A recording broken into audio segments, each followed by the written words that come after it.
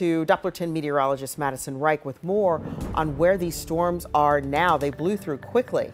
Yeah, they have really moved south. At this point, all that we're really going to be dealing with here in central Ohio is that cold front starting to move in. You can see where that final edge of the front is based on where those showers are ending. So spots like Lancaster, portions of Circleville, still seeing a couple showers. We've got even a couple rumbles of thunder as we head further south, but the bulk of that rain is now even out of the state of Ohio. So we're no longer concerned about storms for the rest of the day. Now we're going to be talking about wind and also dropping temperatures. So that cold front passing through again, that final edge starting to move through the southeastern portion of the area. Temperatures falling to the 30s already in Kenton, sitting at 39 right now, 45 in Marion, 50 in Mount Vernon, and 51 in Columbus. We're going to be cold. We're going to be windy through the rest of the day. More details in a few. For now, Amy, how are those roads looking? Yeah, we were definitely watching a couple trouble spots, and if you waited to leave, that's probably the best thing to do. But we still are seeing a couple closures. 40 between State Route 56 and State Route 38. All lanes still closed because of debris right near that area. US 42 shut down in both directions between 70 and US 40. Also watching storm damage on State Route 104 beyond Durrett Road because of debris. And last but not least, swinging things a little bit further east this morning over on State Route 256 westbound. We are watching westbound lanes shutdowns because of debris on the roadways. Tracy, I'm going to send things back to you for now. All right, this storm really impacting communities across central Ohio. 10 TV's Clay Gordon is in Hilliard right now. Families there are cleaning up. They were hard hit, Clay. Yeah, really hard hit. You could actually see it right behind me, too. This home off of Hilliard Rome Road, we're right on the edge between Columbus and Hilliard, was hit pretty bad. And you could see part of the roof is actually off. Only a part of it is still on. You can even see the front windows are damaged and the front door is swinging open. That's the view from the ground, but let's take you up into the sky right now. Take a look at your screen right now. This is drone 10. It was able to show the extent of the damage from above. You could see the roof, a car inside the garage, and then you could see debris as it was tossed about 50 feet into a back pond, and it really extended for about less than a mile away. You could see from our drone coverage it kind of continues on the road, and it brings us to this house where you could see Dave Grove's garage was pretty badly damaged. Take a listen. Wind just started getting powerful and more powerful, and then the whole house shook, and then we heard a big thump, and then it all stopped. So the whole thing might have taken about 15 seconds. The city inspector's here and just declared our garage unsafe. Yeah, there's a lot to do here. That was just one of the many homes that part or the entirety of it have been declared unsafe. Now let's bring you back here live to the scene. As Dave mentioned a second ago, it only took about 15 seconds to cause all the damage at his house, and that's only just on the road from right here. Reporting live in Columbus, Clay Gordon, 10 TV News. Tracy? All right, thank you so much, Clay. Today's storms also caused some widespread damage over in Madison County. ODOT crews are out surveying the damage there.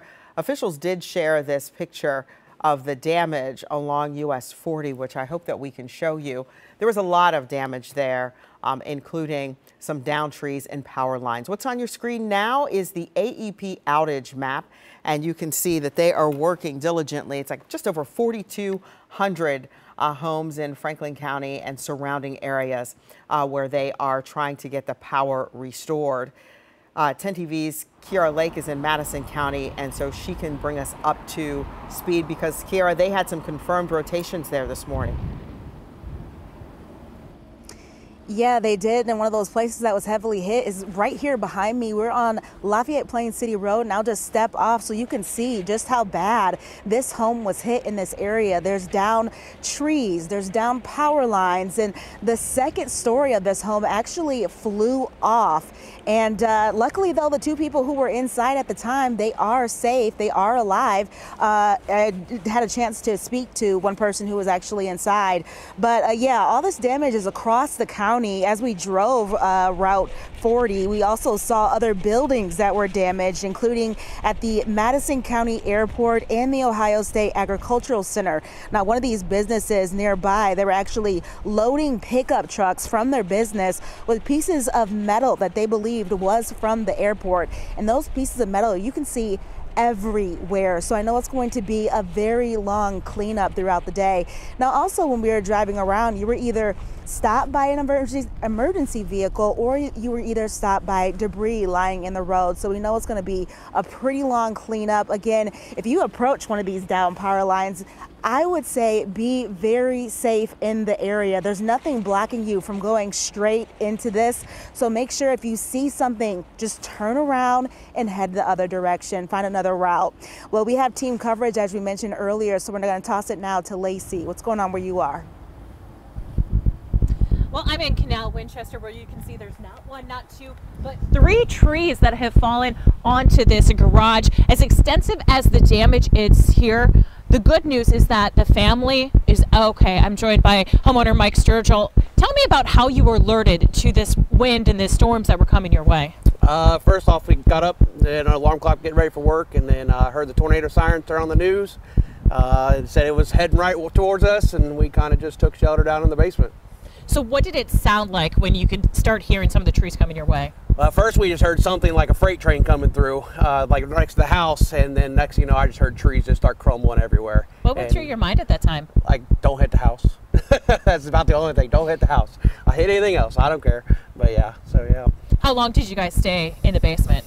We was in the basement for a good probably 20 minutes, half hour, and then we waited for everything to kind of die down, and then we come out and assess all the damage. Yeah. What went through your head when you saw the damage here? That sucks. But you know, like I said, it wasn't the house, so I'm grateful for that. I had the kids with me, you know, they were scared to death, but so that's a good thing out of it. Just a garage, it can be replaced. And you have such a good insurance agent, he was waiting for the call. Yeah, they were waiting for the call. Yep. They drove past the house, took pictures already. Yeah. So you're going to spend the rest of the day cleaning all this up? Get some trees cut out of the way. My wife's stuck in the garage. Got to get her out to get to work. Yep, that's about all I'm going to be doing today. But at least you guys are okay. Absolutely. Well, thanks for joining us. We appreciate it. Back to you guys in the studio. All right, Lacey, thank you for that. We also want to mention this morning there were a number of school delays. Now we're talking closings. Many school districts, those communities don't have power, so they are closing for the day. Take a look at your screen. We have Pickerington Central High School. They are going to remain closed today, along with Ridgeview Junior High, Diley Middle School, Sycamore Elementary School, and Pickerington Elementary School. Again, all of these closed for the day. We do want to see any damage that you may see near you if you can get to it safely. Please be safe. Take your pictures and then use the Near Me tab inside of our 10 TV app. We would share those with your permission, and if you, in fact, are safe when you can get those. Before we take you back to regular program, we want to give you one more look at that drone video, Drone 10, from our crews in Hilliard, where families there are really coming to terms with that damage. And as you saw, already working to get some things cleaned up. Many communities will be spending much of this day doing just that. We are going to continue to monitor this, keep track of the damage. Make sure you download our 10 TV app. It is free in your app store. We'll get you updates right there. You can get updates on the air here and online at 10tv.com.